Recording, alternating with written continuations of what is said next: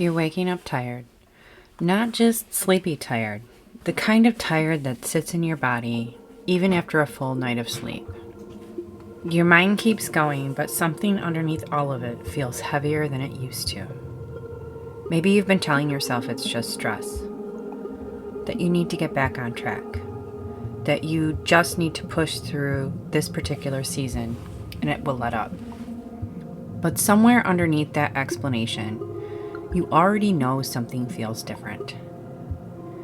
You're not just managing a job or a calendar anymore. You're carrying an entire life. Your children, your relationship, your aging parents, your own changing body.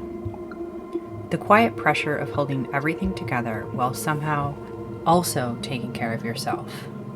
And the pace you used to maintain without much effort now feels like it's costing you something it never used to. This video is for that exact feeling. Because once you understand what's actually happening in your body, it starts to make a lot more sense. Here's the first thing worth understanding.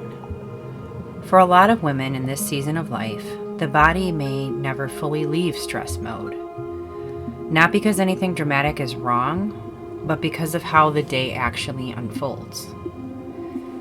You wake up already thinking about what needs to get done. You move through the day solving problems, managing schedules, taking care of the people who depend on you. And even when you finally sit down at night, your mind doesn't fully shut off.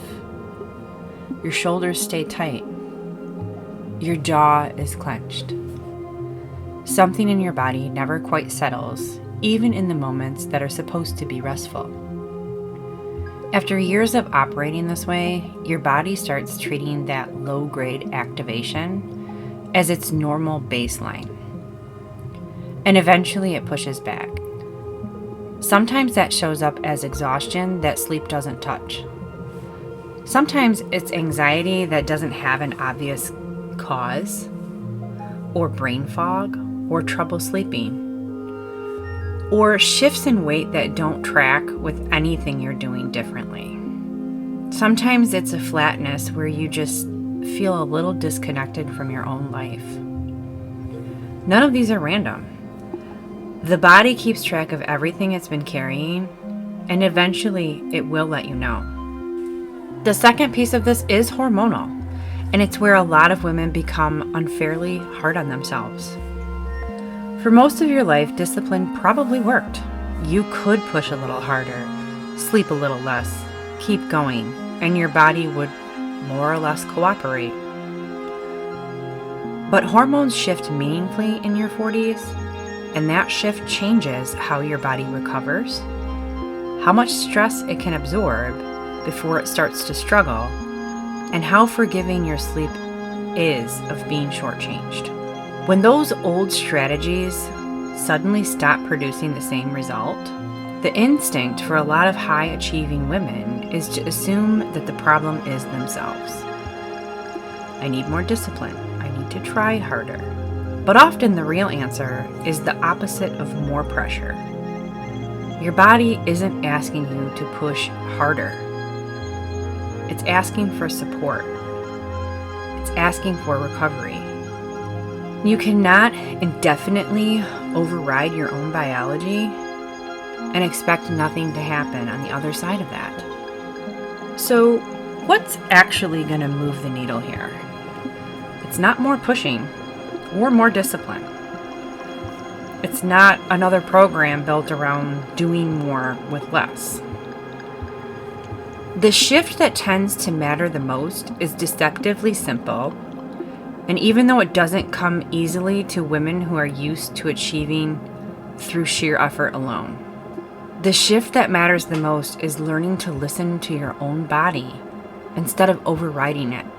In practice, that starts with recognizing the difference between effort that's genuinely productive and effort that you're simply white-knuckling through.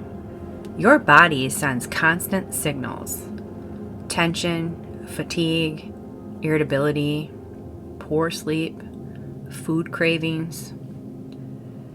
Most high-functioning women have gotten very good at muting those signals. Starting to actually hear the signals again is the first step, and it's often more uncomfortable than people expect because it means acknowledging that you've been ignoring your own body for a long time. This also means protecting recovery as seriously as you protect your responsibilities. Sleep is not laziness. Stillness isn't weakness. Your body needs genuine downtime to come back into balance.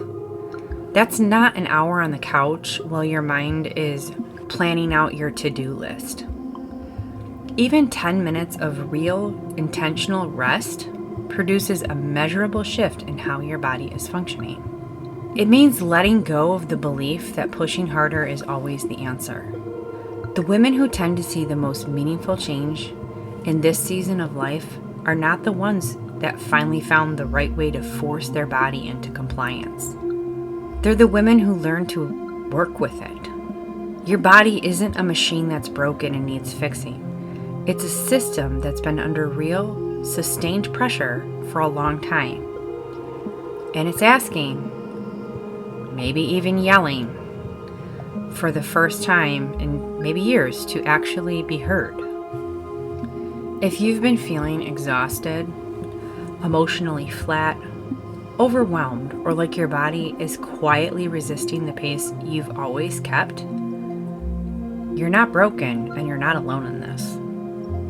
Your body may simply be asking for a different way of living. That does not mean less ambition or that you have to shrink yourself down. It doesn't mean less purpose.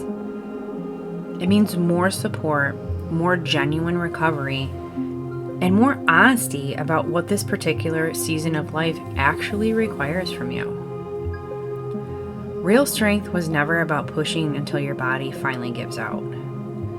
Real strength is learning how to sustain yourself. If this has resonated with you, subscribe to the channel so you don't miss what's coming next, because we're going to keep going deeper into what's actually happening in your body and what genuinely helps. If you know a woman who's been quietly running on empty, send this to her. She may need to hear it as much as you did. I will see you in the next one.